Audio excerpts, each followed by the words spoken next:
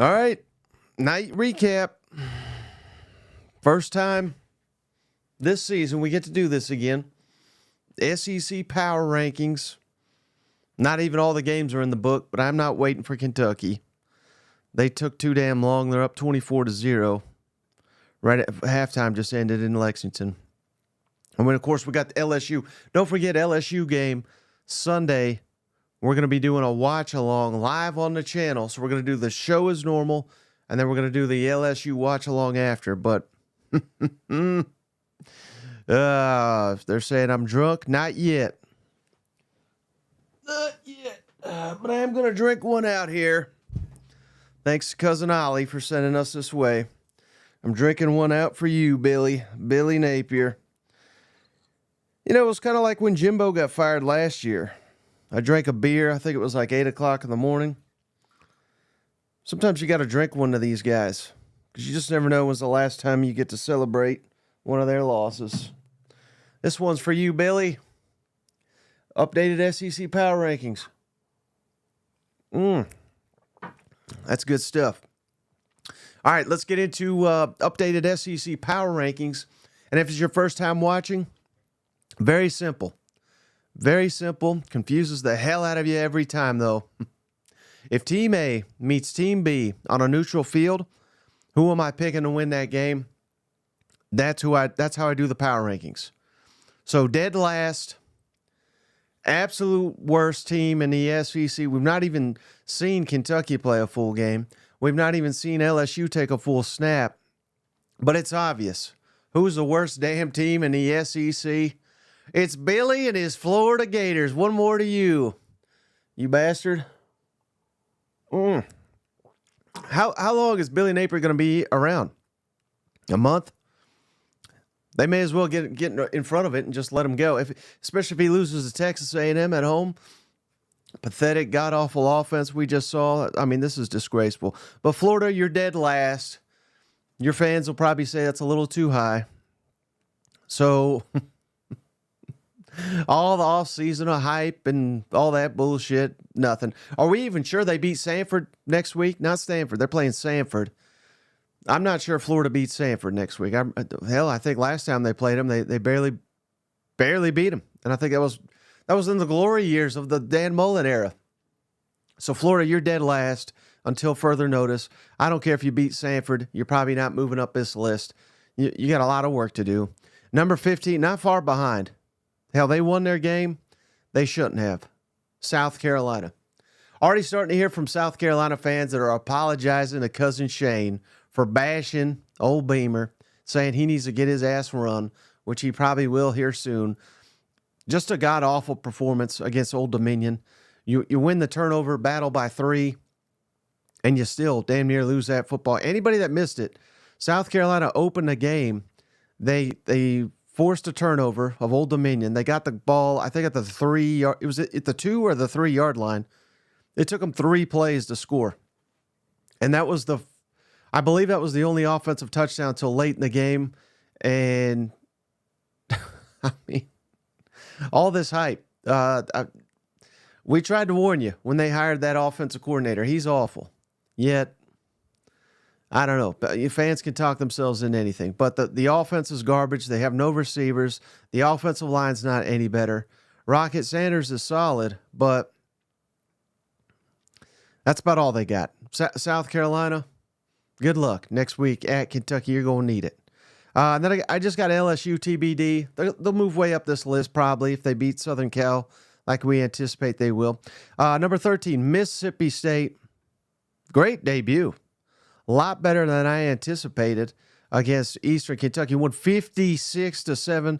Completely dominated the game. Scored on offense, defense, special teams. Complete showing. I know you can't take too much away from beating the hell out of Eastern Kentucky, but and you could say that for damn near every one of these teams that didn't play a quality opponent. It's how you looked, how you controlled the game. Did you dominate? South Carolina didn't, but Mississippi State did. And that's basically the only way you can measure these teams when they play these jokes of a team, how well they dominated. And Mississippi State dominated first game under Jeff Lebby. If this is a sign of what we're getting, Zach Arnett wouldn't have dominated this team. And hell, for as great as Mike Leach, well, Mike Leach would have dominated him too, but Mike Leach at times it was very inconsistent. So Jeff Lebby, if this is, he brought exciting football back to Starkville immediately. That's a great sign. Mississippi State could jump up this list. Give me Auburn, number 12. Again, they dominated 73-3. Good God. It's hard to win by 70 points. I don't care who in the hell you're playing. They just did whatever the hell they wanted to on Alabama A&M. Jarquez Hunter scored on his first touch. It was like a 30-yard run. Cam Coleman looked like a Megatron, looked like everything that he had been hyped up to be. Even Peyton Thorne looked like a good quarterback against Alabama A&M. So, number 12, you could bicker with that. I'm sure Auburn fans are pissed. But, you'll move up the list. You got 3 automatic gimmies right out the gate. So, get those. You'll start moving up this list. Kentucky, you're number 11. Again, I'm doing this right after halftime. You're dominating 24-0. Brock Vandegrift, he looks pretty awesome. He looks physical as hell. He looks like my only concern there is Brock Vandegrift. I hope he lasts the entire season because he's taking some punishing hits. He is not shying away from contact against old Southern Miss. The defense is playing great, forcing turnover after turnover. This is the defense we thought we were getting. And Kentucky's even a little short-manned on the offensive side of the football. They're not looking elite, but they're playing at least a FBS quality team and dominating them. So, liking what I see early from Kentucky. Number 10, I got A&M. I don't know where to put them. Offense looked abysmal. Defense looked really good for the most part. But this is the difficulty in doing one of these when you play a Notre Dame, who's allegedly a top 10 team. I didn't see anything that suggested they were a top 10 team. They looked solid. I mean, their defense looked really good, looked outstanding, to be honest with you. But was that just because A&M sucked? I don't know. I mean, who knows? Notre Dame could be a top 5 team, and all of a sudden that loss doesn't look so bad. But for me, Notre Dame's overrated as hell, as always. So Texas A&M, you're number 10 until further notice. And we got to figure out what in the hell we're doing with Connor Wigman because he seems completely lost in this offense. I wondered at some point if they I'm not necessarily say benching him, but at least just give another quarterback a couple series to show what they can do. Maybe calm him down. Maybe get him to get a read from the sideline. They didn't do any of that. He was totally ineffective, severely lacking weapons on the offensive side of the football. It was ugly for Texas A&M, and you got to solve things in a hurry because you got a road trip to Florida, who I've got as the worst team in the SEC. You play like you did today, you may not beat them. At least the way you played on offense. On defense, it may be the first 0-0 overtime SEC game in history when Texas A&M goes to Florida if both those teams play in 2 weeks like they did today. All right, number 9, Vanderbilt. Got to give it to Clark Lee. We were ready to run him off. We're always ready for the SEC to kick Vanderbilt out of the league. They were arguably the biggest surprise in the country today. Whooped Virginia Tech, another alleged SEC contender. I don't know if there is any good ACC teams aside from Miami, but man, Diego Pavia, outstanding. He looks like a little mini Johnny Manziel out there. He makes Vanderbilt fun again. And Sid Alexander, he had a great performance. Vanderbilt damn near gave that game away, but they didn't. So we're not going to focus on that. We're going to focus on 1-0, which is not something they've been able to do often under Clark Lee. So great start for Vanderbilt. You could probably put this team even higher in our rankings like this because very few teams in the SEC have a win as good as Virginia Tech. So all credit to Vanderbilt. I mean, live it up. You're first place in the SEC right now. And you probably will be next week because you're playing Alcorn too. Number 8, Oklahoma. Liked some of what I saw. Destroyed Temple. But that offensive line, it's an issue. Some players went down in that game too on Friday night. If anybody missed it, it looked like their receiving core is kind of, Deion Burks is amazing. Just what we thought. He had, 3 touchdowns in that game. But no one else really stepped up at the receiver position. So defense looks solid, again, against Temple, but you completely waxed them. Very, very solid debut, I thought, overall. Some inconsistencies with the offense, but that's going to come, I think, with a first-year starting quarterback, a new offensive coordinator. I'm not completely freaking out here. I've seen a lot of Oklahoma fans. They're worried. Everybody oftentimes freaks out after one. Hell, you won what, 51-0, something like that. Or no, they were the ones that gave up 3 points, right? So again, it's if that's what we're complaining about, we're in a good spot. Yeah, 51-3. I'm not worried at all about Oklahoma. That's the signs of a first game, nationally televised, all that. So Oklahoma's going to be just fine. Number 8, maybe even a little too low for them. But I had to put up Arkansas, number 7. And I know they played a joke of an opponent. But there's no one else in this conference that can say every possession they took the field, they scored a touchdown, and they shut out the opponent. I mean, after getting kicked around all offseason, every hot seat ranking, Sam Pittman this, Sam Pittman that, his ass is gone. Who's the next Arkansas coach? Bobby Petrino's angling to take his job. All that gets pushed to the side, at least for a week, until we get to this Oklahoma State game. So I'm going to give Arkansas their due. Taylor Green is everything we told you we were hearing he was. He looked fantastic. I mean, he looked like early Vince Young. He really did. I hope he's that good for the rest of the season because he's going to make Arkansas dangerous if he is. So all the credit in the world to Arkansas. 70-0 final score. Just incredible. That was awesome. Love to see it from the Razorbacks. All right, how about number 6, Mizzou? Dominant too, 51-0. Basically, from here on out, there's very little separating these teams. But I thought Brady Cook was a little off. Missed several big throws. Now, I don't think he even played in the second half, if I remember right. But you win a couple possessions, score, and then you win a couple possessions without.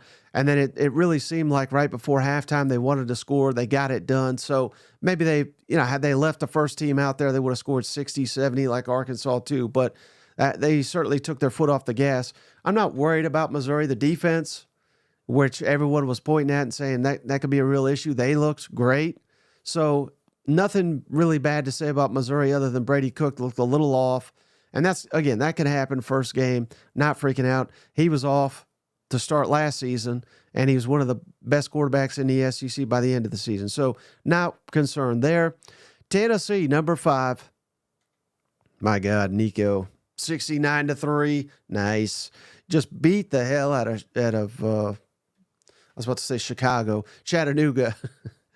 I mean, Nico looked incredible. I mean, everything he's hyped up to be, he looked it on Saturday. And again, level of competition was awful, but that's not how I'm judging you because I only got one game to go off of. Did you take care of business on all facets of the game? They scored on special teams, on offense, on defense. They were dominant too. Chattanooga just got the 3 points there. So, this looks like a playoff team. It really does. Number 5, Tennessee, after 1 week. We'll learn a lot more about them next week when they play NC State. Number 4, Bama. My God. Alabama looks even better. I told you, Nick Saban, decaying dynasty, he was over the hill. Get his ass out of here. Greatest coach of all time, but not last year. And I don't care that they went on a heater and they got lucky about 6 different times. This team, they looked on fire. Now, they came out and had 3 and out, and then they basically went touchdown the rest of the way outside of a possession or 2 with Jalen Milroe out there. But the receivers looked dynamic. Defense flying around. They were forcing turnover after turnover on the defensive side of the football. Alabama's going to be a damn problem. They can win the national championship with Kalen DeBoer as their head coach, with Jalen Milroe playing like he did on Saturday. Whew. Alabama hosting Georgia here in a couple weeks. That's going to be maybe the best game of the entire SEC calendar. It really could be. That's how good Alabama looked to me in the debut of Kalen DeBoer. Number 3, Texas. After all that shit I talked, Texas looked fantastic. Quinn Ewers, awesome. Brought in Arch Manning. He's getting hyped. He looked awesome. I thought was even more impressive was the defense. So defense just completely suffocated old Colorado State, which I thought would have put up a fight. Not that I thought they would, challenge them or anything really, but I thought they'd put up a fight. So Texas kind of blew me away, putting them at number 3 in the power rankings. They looked elite. They looked like a playoff team after 1 week. Nothing bad to say about Texas in that game. Ole Miss, number 2. Had they left Jackson Dart in the game, he may have thrown for 800 yards. He had, I believe, over 400 yards and about 6 touchdowns in the first half. They just completely blew the doors off Furman, which I knew they would. That's what Kiffin does, 76-0. Keeps his foot on the pedal. He was letting the backup score touchdowns at will. Defense looked vastly improved again against Furman, but they took care of business. Nothing bad to say about Ole Miss. Really won't have anything of value to say about Ole Miss till about week 5 because they don't play anybody for the first month of the season. And then number 1, of course, Georgia, just completely emasculated Clemson. How great was that? Dabo crying in the postgame and all this. But Georgia, I don't want to say they didn't even play that well, but they, it was like a chess match in the first half. It was just trading shots here or trying to figure things out. Georgia made the adjustments. Georgia dominated the second half. Georgia looks like the best team in the country. They have the best win because Clemson does have some really good players, but they were totally ineffective against the Georgia Bulldogs. And by the second half, Georgia had everything in cruise control, did whatever the hell they wanted to Clemson. Clemson's a damn joke. But, all right, so that's the SEC power rankings. Again, I'll do it real quick. Georgia 1, Ole Miss 2, Texas 3, Bama 4, Tennessee 5, Mizzou 6, Arkansas 7, Oklahoma 8, Vanderbilt 9, A&M 10, Kentucky 11, Auburn 12, Mississippi State 13, LSU TBD, and then way on down the list, South Carolina 15, Florida even further down, 16 in the damn cellar. I see we got over 150 comments. I'm going to try to get to some of these comments here. Shout out. Oh, no. I'm not going to read that one. We had a donation, but we are not going to mock injured players on this channel. Got any questions for me? I'll try to answer them real quick here while I drink out to Billy Napier one more time. I see Cousin Shane in the chat.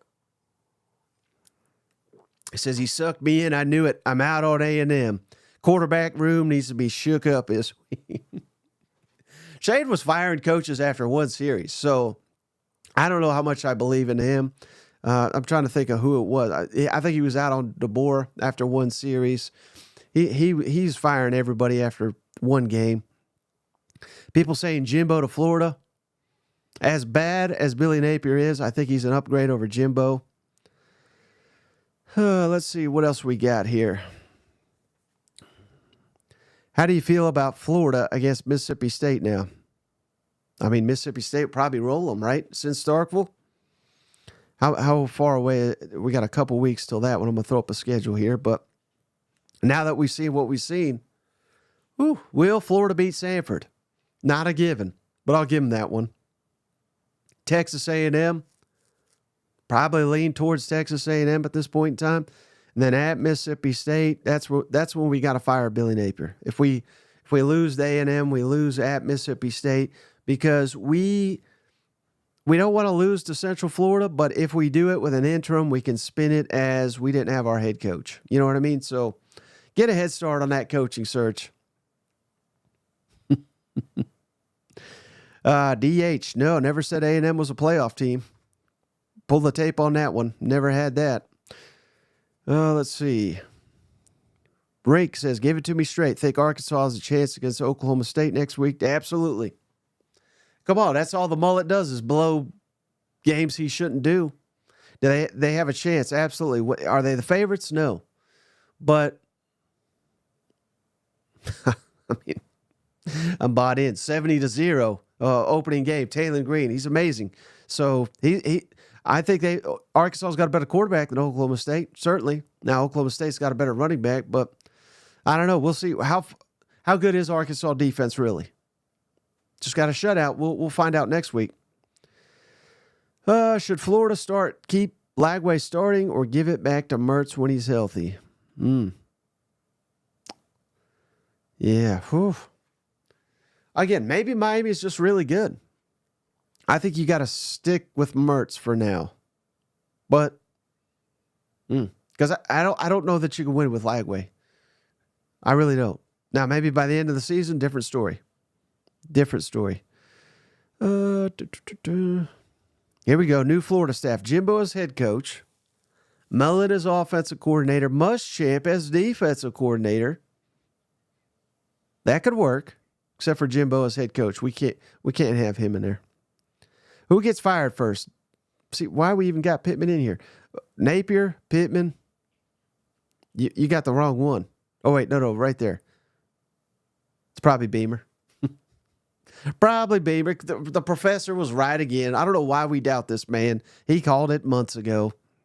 The only person who could say Florida is Tim Tebow. I buy that. Anything else? Oh, Urban Meyer to Florida. The Flying Hawaiian. Who was the best quarterback week 1? A lot of good candidates. I'd give it to... Damn it. I want to say Nico, but I'd give it to Jackson Dart. I really would. He was incredible. Shane says, don't forget, tomorrow we're watching the LSU game. We're going to do that here. Watch along live. That's not a question, Shane, but I do appreciate it. Any other questions here before we wrap it up? This whiskey's starting to get to me like Billy Napier here on the sidelines. I can't think straight. That is good, though. Are you having the regular show before the watch-along? Yes. Yes, we are. Nick says, can't overreact to week 1. Why the hell not, Nick? That's all we got to go off of. Cousin Shay said he do not want to eat the veggies. I think the vegetable bet is safe. Now, we mock Florida. They'll still beat Tennessee. You watch. All right. One last question here before I go. I'm looking for a good one here. Should Florida fire the AD, head coach, or both? Both. That's a given, isn't it? The guy that hired Billy Napier, he's fired many bad coaches there in Florida, Scott Strickland, and he does not want, I got to be careful what I say. But anyway, we need to get rid of him. He's a problem here. What whiskey are you drinking? Final one here. It's got some Blantons right here. Yeah, that's a good stuff right there. But all right, hey, week 1, on to week 2 already, even though LSU hasn't played a damn game. But I got the power rankings up. Come at them. Let me know what you think. Comment away. We'll get back. Got a lot of content coming your way. A lot of nonsense coming all day long. So, again, I'm just so glad football's back, and it lived up to it, except for A&M, except for Florida. They were sorry, especially Florida. In South Carolina, you won, but that was pretty pathetic too. So that's going to do it for this episode of the show. And again, we'll be back tomorrow, probably around, I'm trying to think, 6 Eastern, something like that, around that time, because we got a game to watch at, I don't even know what time. What time? Let me check real quick. What time's LSU? LSU is at 7:30 Eastern, 6:30 Central. So maybe, I think 6 Eastern, I think is when we'll hop on, 5 Central. Give us an hour and a half to recap all this awesomeness from week 1 SEC football. That's going to do it. I got to catch a nap here.